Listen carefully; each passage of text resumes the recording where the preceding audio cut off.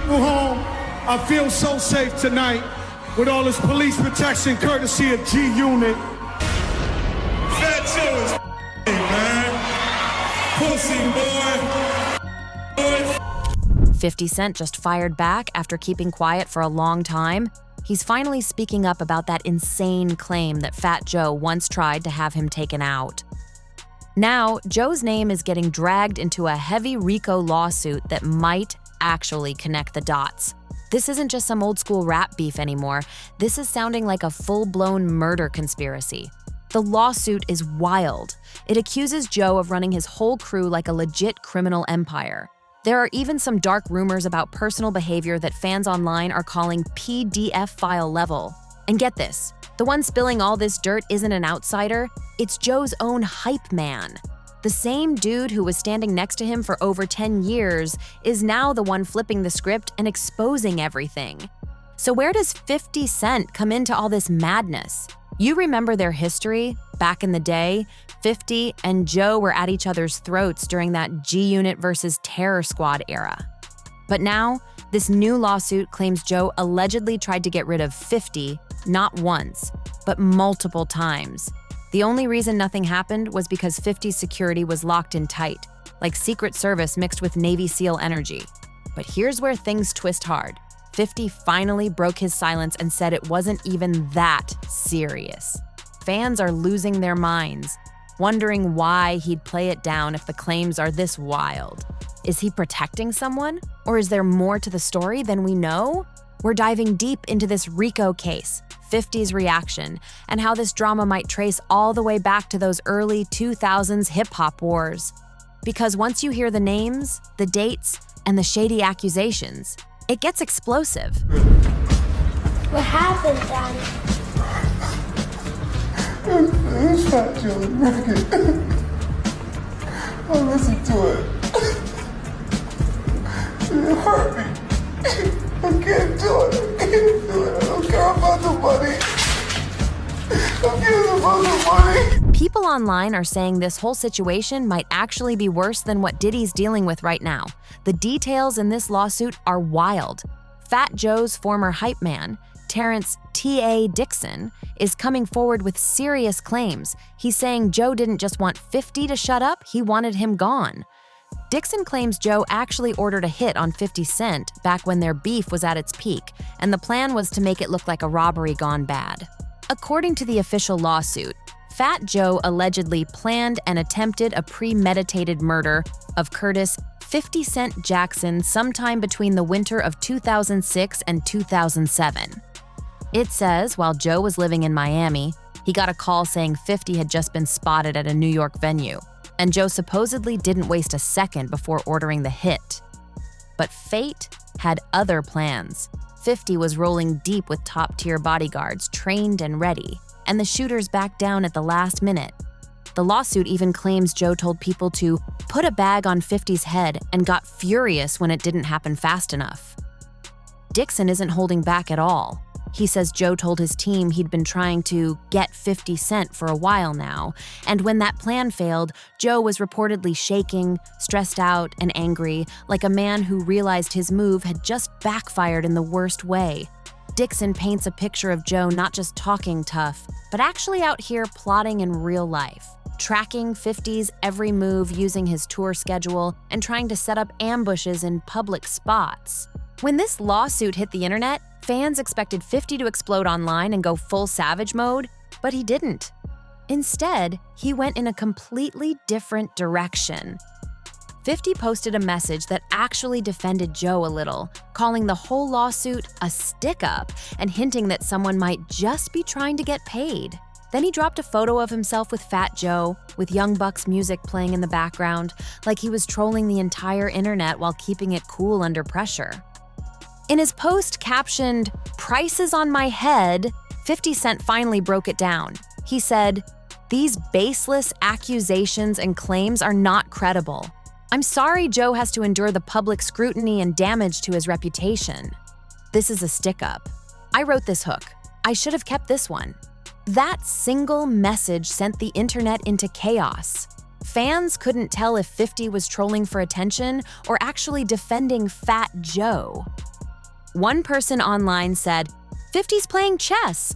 If he moves like this, Joe will stay loyal because he knows it's sincere. Others think 50's just stirring the pot for entertainment. But let's be real. This isn't some random rumor off social media. These claims are coming from someone who was deep inside Joe's circle for years, calling him out like he ran his team more like a mafia crew than a music squad. And the wildest part? The alleged hit on 50 might not even be the darkest thing in this lawsuit. Things take a seriously disturbing turn from here. Dixon is accusing Fat Joe of being involved in inappropriate behavior with underage girls and even paying for a medical procedure for a 15-year-old girl. When I was with him, he would go, "We everywhere, you never there." And it's because I was already in the arenas. So what would I be doing back in the nightclub? Yeah. At that point. The details are so graphic that the lawsuit itself comes with a trigger warning. This isn't some short document either. It's 157 pages long and filled with shocking, detailed accusations that sound straight out of a true crime doc. According to Dixon, Joe didn't just stop there.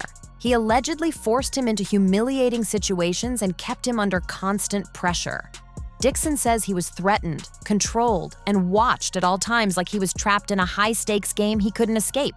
He claims Joe made him perform under extreme conditions, and if he didn't obey, he'd be left behind in foreign countries with no way out. And here's where it gets unbelievable. Dixon says he was pushed into performing over 4,000 acts just to keep his spot in Joe's so-called enterprise. That's not dedication. That's straight-up control. One of the most alarming parts of this entire lawsuit is Dixon's claim that Joe was allegedly involved with young women who were not legal adults at the time.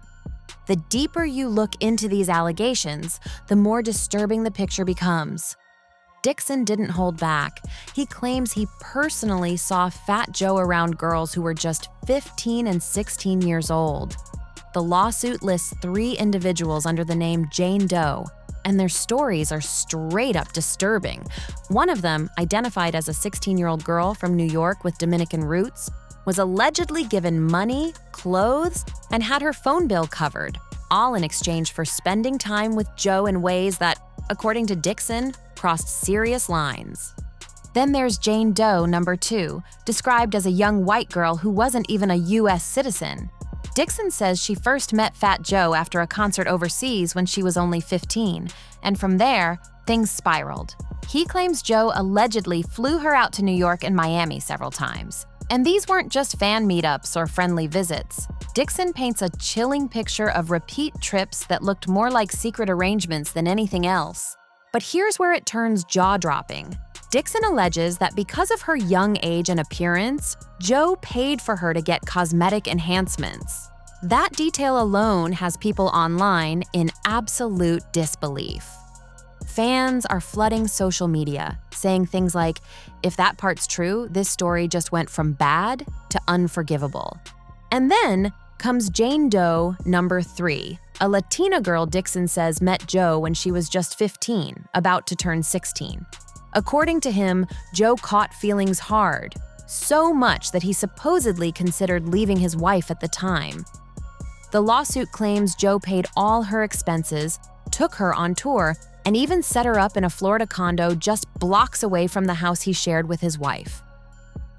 At that point, Joe was allegedly in his late 30s, and Dixon says he even provided photos of Jane Doe number 3 posing with her high school friends as proof these events happened while Joe was allegedly moving her across state lines. The evidence, if verified, could open up a massive legal can of worms.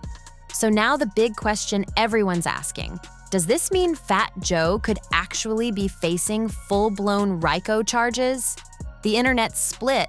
Some say it's only a matter of time, while others think this might just be the start of a legal nightmare that's far from over. Here's the truth behind all this. This is a civil RICO lawsuit, not a criminal one. That means it wasn't filed by the government or the feds. It was filed by a private person, but it still falls under the exact same law that was originally made to take down organized crime like the mafia.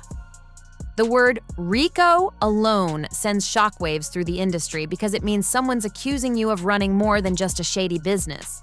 They're saying you ran an operation, To win a civil RICO case, the person filing it has to prove there was an enterprise, a crew or network of people working together, not just one person acting solo.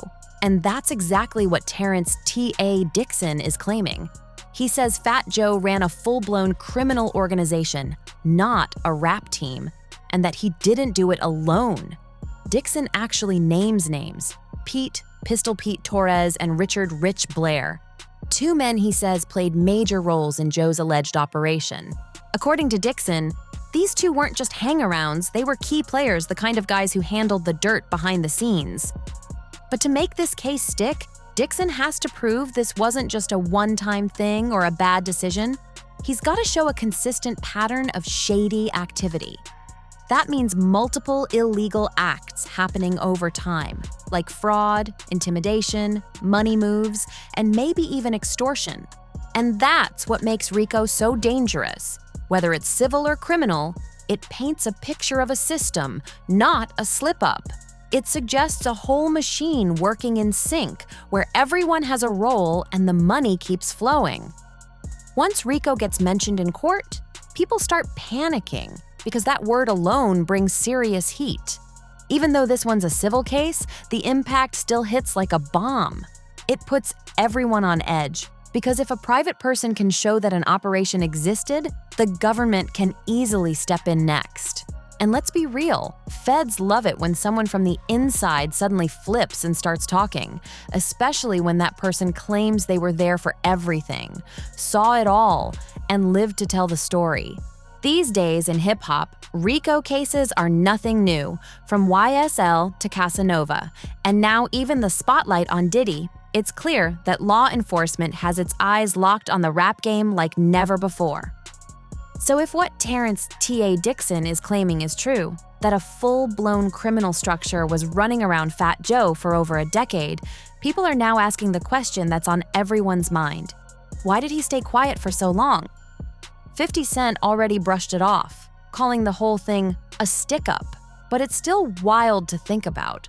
What made Dixon finally come forward after years of total silence? According to him, it wasn't about fame or revenge, it was fear.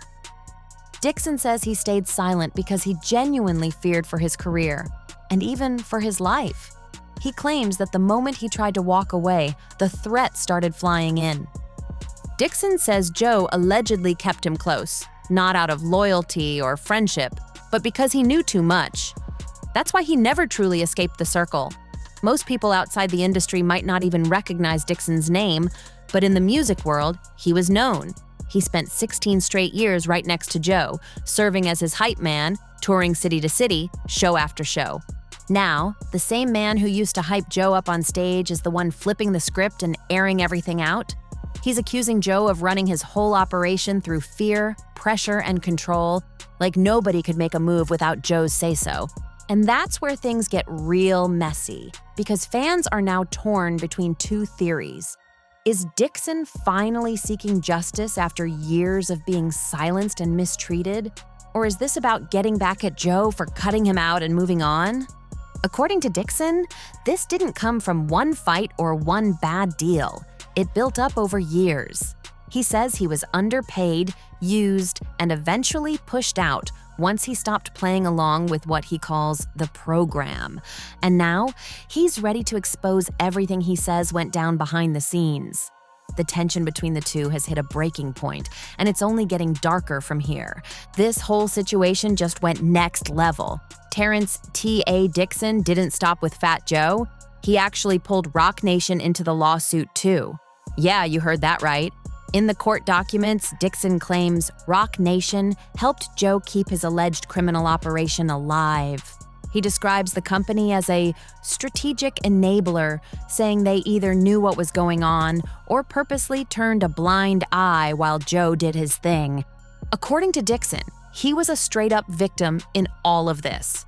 He says he was forced into labor, financially tricked, threatened whenever he tried to push back, and even pulled into trafficking setups he never agreed to.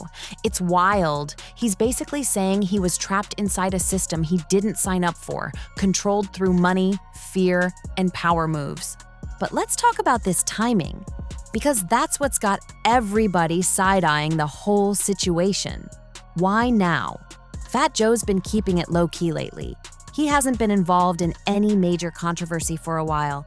Then, out of nowhere, just as hip-hop's spotlight turns toward other big names like Diddy and others under fire, boom, this lawsuit drops. Now everyone's asking the same question. Is Terrence Dixon trying to secure a quick payout while the feds are circling the culture? Or is this man finally speaking his truth after staying silent for over a decade? The streets are split. Some say he's clout chasing while the game's hot. Others think he's genuinely traumatized and finally ready to unload the truth. And the craziest part? This might just be the first domino to fall. This lawsuit is 157 pages deep, packed with accusations that go way beyond music. Stuff that sounds like it belongs in a federal crime series, not the hip-hop industry. Meanwhile, 50 Cent's out here brushing it off like it's nothing. He's calling it a setup, and even showing sympathy for Fat Joe. And that's what's throwing people off. Why would 50, of all people, defend someone who allegedly tried to take him out? Something about this whole story feels off, like there's a bigger game being played behind the scenes. We've all seen how hard 50 Cent went after Diddy. He's already filming a whole documentary about those allegations, and nothing's even been proven yet. He even dragged Jay-Z into the mix, clowning around and throwing shots about that wild kid cutie car explosion rumor. But now that Fat Joe's name is tied up in a massive lawsuit, and Roc Nation just got pulled in too, suddenly 50's acting calm, collected, and quiet. Where's that same energy now? Some fans think 50's just playing the long game, moving in silence like a real chess master. They're saying maybe he's not defending Fat Joe at all. Maybe he's just protecting himself. Because if Dixon's story turns out to have any truth behind it, if Fat Joe really tried to take 50 out back in the day, and all these RICO claims hold up in court, then trust, this story's far from over. This could be the start of a new wave of RICO wars in hip-hop, and the whispers are getting louder. Some insiders are already hinting that if this case keeps heating up, the feds might start looking at 50 next. Whether that's true or not, nobody's safe when the RICO word starts flying around. Fans are saying this could turn into the biggest legal mess the rap world's seen in years. So, what's really going on behind the scenes? Is 50 staying quiet out of loyalty or just trying to keep himself out of the crossfire? Either way, this saga's getting wilder by the day, and you already know we're gonna stay locked in and bring you every update the moment it drops. If you've been following this drama, make sure to like, share, and subscribe, and hit that notification bell so you don't miss a single twist. Drop your thoughts in the comments. Do you think 50's being loyal or just staying low to stay safe? Thanks for watching, and we'll catch you in the next one.